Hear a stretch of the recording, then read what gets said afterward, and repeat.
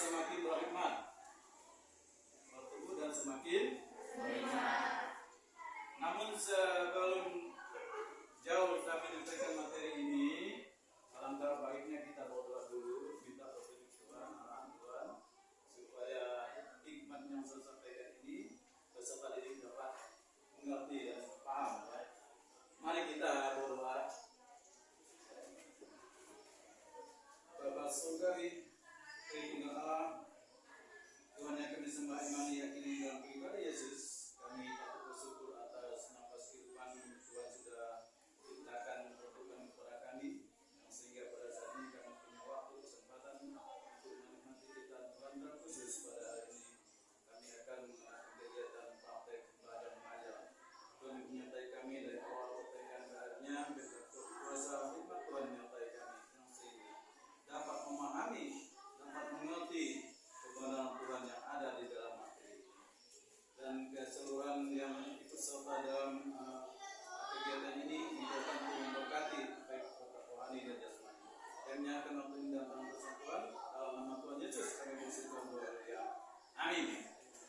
Oke, bertumbuh dan semakin berhikmat. Ada dua kategori bertumbuh. Yang pertama, bertumbuh secara rohani dan jasmani. Bertumbuh secara rohani dan jasmani ini kemudian dibagi-bagi lagi, ada banyak contoh bertumbuh secara rohani. Di antaranya rajin berdoa. Bertumbuh secara rohani ya, rajin membaca Alkitab, rajin sembahyang, rajin kebaktian ke gereja, rajin kebaktian lingkungan. Nah ini ciri-ciri orang yang bertumbuh secara rohani.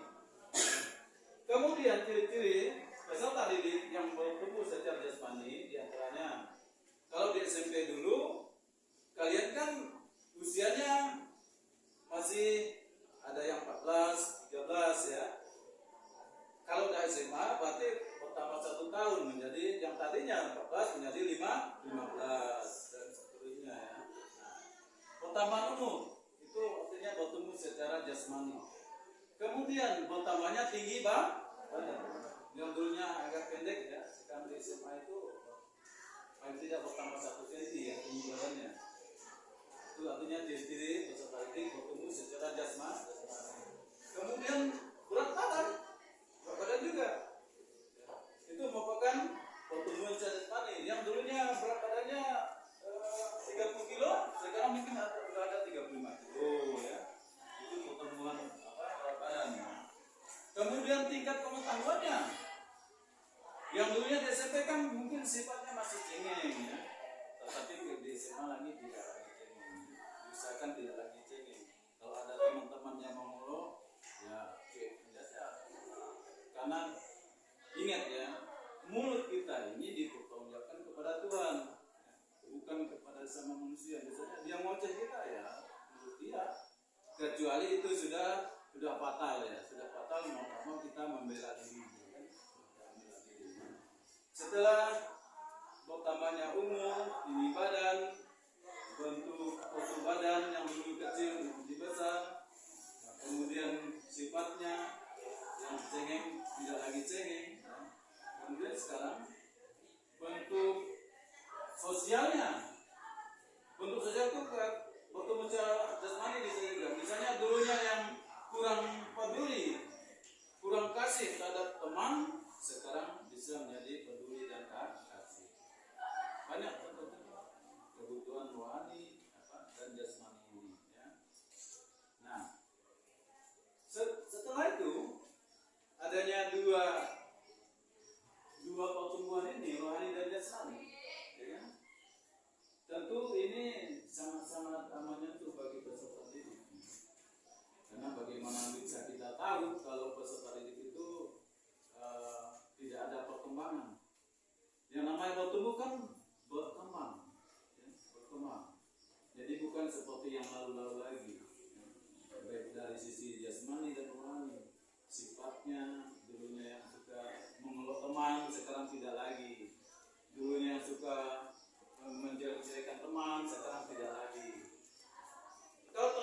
masih terulang begitu, berarti belum ada pertumbuhan secara rohaninya, jasmani. Nah, itu. Jadi kalau kalian itu diolok atau diomeli, tinggal biarkan saja itu. Sekali lagi, menurut kita ini komitmen Tuhan. Bukan berarti kita tidak mau membela diri, cuma di sebelah sini juga tidak penting. Oke, bertumbuh dan berhikmat. Berhikmat, sekarang bertumbuh sudah ya, sekarang berhikmat. Sebagaimana yang terdapat di Amsal pasal 1 ayat 7 adalah, siapa yang ingat? Amsal pasal 1 ayat 7. Takut akan Tuhan adalah permulaan pengetahuan, ya kan? Tetapi orang bodoh menghina hikmat dan didikan. Kemudian Amsal pasal 1 ayat 4 juga disebut tentang kecerdasan, tentang pengetahuan, tentang ilmu. Semua hikmat ilmu yang kita punya ini itu berasal dan bersumber dari Tuhan. Jadi semua hikmat dan akal pengetahuan yang kita miliki sampai sekarang ini adalah bersumber dan berasal daripada Tuhan. Ciri-ciri peserta didik berhikmat, berakal, dia kreatif. Peserta didik itu kreatif. Artinya kalau ada sesuatu yang janggal di sekitar dia, itu cepat dia tangani ya, cepat dia tangani. Jadi itu menandakan bahwa ciri-ciri peserta didik itu berhikmat. Tetapi kalau dia hanya diam istilahnya sebuah bahasa, berarti peserta didik itu belum berhikmat. Bukan tidak, belum berhikmat. Nah itu.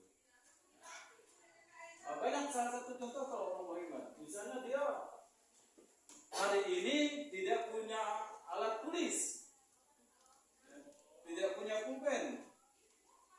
Bagaimana caranya? Kalau peserta didik itu berhikmat, ada caranya, ada solusinya. Mungkin meminjam dengan teman di sebelah kiri atau kanannya. Tetapi meminjam itu meminta ya, minta, bukan langsung mengambil. Permisi dulu, teman, bolehkah saya pakai pulpen untuk menulis? Dan begitu. Itu berhikmat.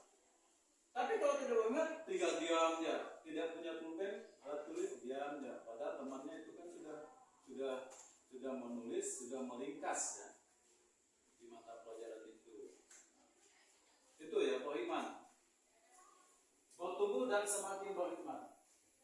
Ini satu judul, satu tema ini luas pemahamannya, luas. Bertumbuh berhikmat. Dengan ada pertumbuhan, perkembangan, ya, dinamis, berarti orang itu berhikmat. Peserta didik berhikmat. Jadi memang diharapkan kalau ada pertumbuhan tentu ada hikmat. Ada hikmat tentu ada pertumbuhan. Jadi kedua-dua kata ini, tema ini adalah tidak bisa dipisahkan satu sama lain. Dia harus sepasang, bertumbuh dan semakin berhikmat. Adanya pertumbuhan tentu ada berhikmat. Adanya berhikmat tentu ada bertumbuh. Ya. Begitu. Dan sejauh ini kita kan memahami yang sifatnya kebersamaan. Misalnya di antara kelas ini ada yang perlu pertolongan, perlu bantuan, ya kan? Tentu kita memerlukan hikmat. Bagaimana caranya saya membantu teman ini? Kalau dia kesusahan, temannya kesusahan, dibantu, ditolong, ya kan? Itu merupakan ciri-ciri juga jiwa sosial peserta didik itu memang ada. Pertumbuhan perkembangannya, dinamika pola pikirnya, ya kan? Pola pikir, pola kerjanya itu berkembang, bertumbuh dan berkembang. Nah itu. Jadi diharapkan kalau peserta didik itu dapat bertumbuh dan berkembang,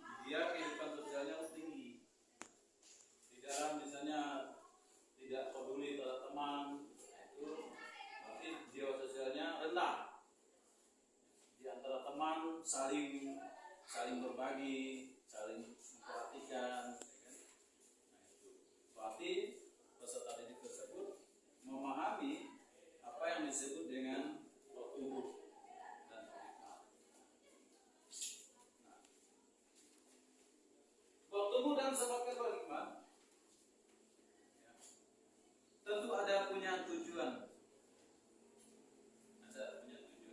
Di sini saya ambil tujuan terhadap materi bertumbuh dan semakin berhikmat itu ada tiga. Ada tiga. Peserta didik, ya, peserta didik memahami ada tiga tujuan pembelajaran dengan tema bertumbuh dan semakin berhikmat ini. Yaitu yang satu, memahami karunia Allah.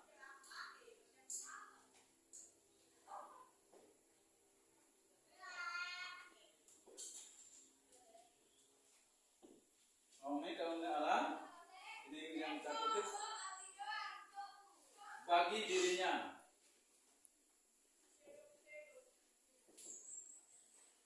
Bagi dirinya ini berarti mengacu kepada peserta didik.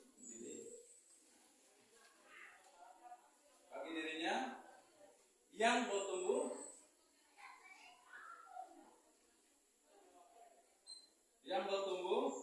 menjadi dewasa.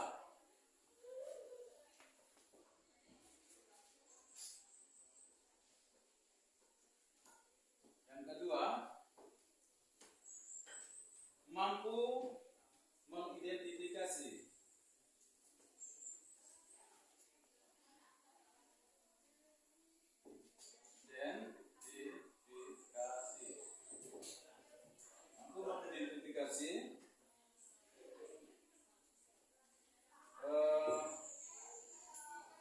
proses bertumbuh.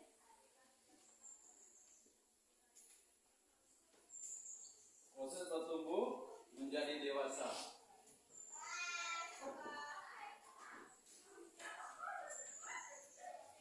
Yang ketiga,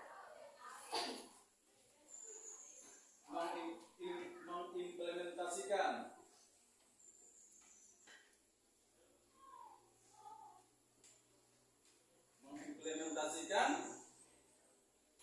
proses bertumbuh.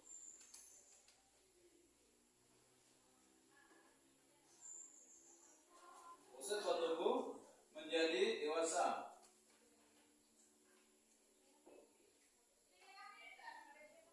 Menjadi dewasa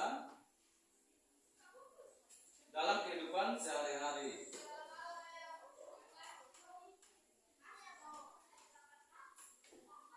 Kehidupan sehari-hari. Nah, jelaskan. Ini tujuan pembelajaran materi yang berjudul bertumbuh dan semakin berhikmat. Memahami karunia Allah. Karunia Allah yang utama dan pertama itu adalah napas. Ini mewakili semua yang ada di organ tubuh kita ini. Adapun kakinya lengkap, tangan lengkap. Kalau napas nggak ada, mana bisa berfungsi? Ya? Tapi sebaliknya, kalau tangan ini andai kata tidak punya tangan dua-duanya, kalau napas ada, masih berfungsi, masih aktif, masih bisa bergerak. Atau kakinya dua-duanya tidak ada, tapi napasnya masih, berarti masih berfungsi. Ya. Oke, itu ada tiga tujuan ya materi kita yang bertumbuh dan semakin berhikmat. Kita berdoa karena mengingat waktu sudah cepat tadi. Doa penutup.